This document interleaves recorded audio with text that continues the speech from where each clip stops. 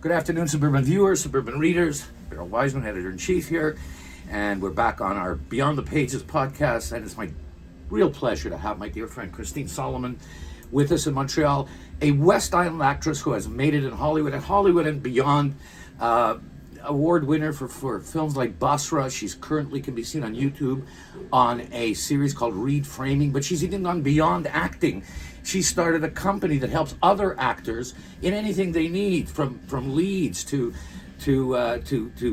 acting schools, to you name it. Christine, it's wonderful to have you with us. Thank you so much for having me, Barrow. It's always a pleasure. It's been a long time. I know, it's been a while. It's been like over 12 years probably. So how did a good West Island girl make it in Hollywood and beyond? As I said, she's been everywhere from the Toronto International Film Festival to the Cairo International Film Festival.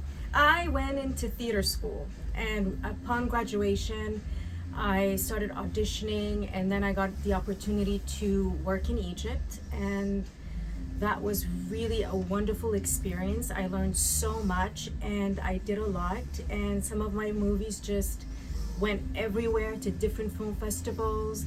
And then I got sponsored to go to the US, and I started working over there as well. And the rest is history. What school did you go to? Dawson College theater program, yeah. Okay. And from wonderful there, theater program. what was what came first? The Egyptian experience or LA? Well, I started very young. I started on stage when I was 5 in Egypt, and then when we migrated to Canada, I started to do a little bit of modeling, a little bit of acting. We were still new. We weren't sure how the business really works here. And then I got involved into a theater company, and we started touring. That was before theater school, and after that I decided that I wanted to get into theater school.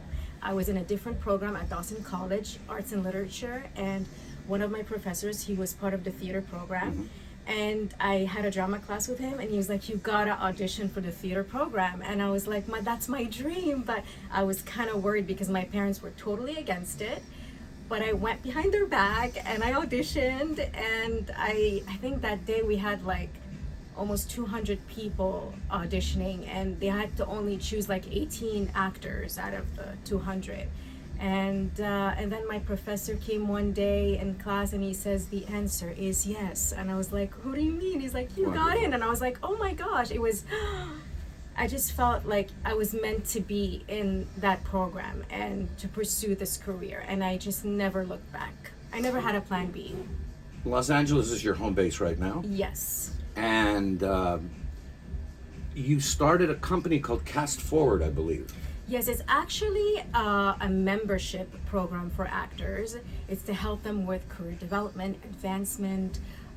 We also offer curated casting notices. Some casting directors sends us also their casting notices with us, which we're very, very honored to have.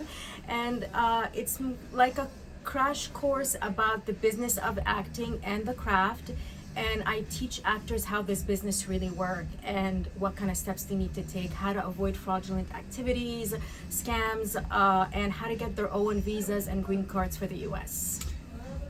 You're an actress. You're pushing for your own roles. Why take the time to mentor other actors? Because when I was starting out, I know how difficult it was, and I never had when I was little someone guiding me. Later, during my late teens, I had a mentor, and he was wonderful. He was a really established producer here in Quebec, and he helped me a lot, and he guided me, and I just wanted to give back to actors, to the arts, to the world of cinema and theater, because it's a very difficult profession, just like any other professions out there. And when you don't know the steps and you don't know how to do it, you could get lost. And there's so many talented people out there that deserves to be seen, deserves to be helped, and it gives me immense pleasure helping others succeed. You know a lot about the Montreal art scene, the Quebec cinema scene. We've lost a lot of productions because of tax issues, because of ACTRA issues for that matter in Quebec. Yes. How do you feel about what's going on in Quebec cinema scene. Is it you noticing any possibility for revival the way we used to, or Montreal used to be called the most natural set in the world Yeah. because of old Montreal and everything else? Are you hearing anything that it might be picking up a bit? The industry is going through a shift right now. I don't know for how long, but I think it's not going to stay like this forever. I think it's just going to be a phase. But definitely we have to adapt as actors once the industry changes. Everything is streaming now. People don't go to the movie theaters as they used to. They watch a lot of YouTube and TikTok videos, and so I really encourage actors to start creating their own projects. That's the only way to really keep honing your skills and keep getting noticed by others in the industry. And you never know what's going to happen, because you can actually help yourself and expose yourself to a lot more opportunities when you create your own work.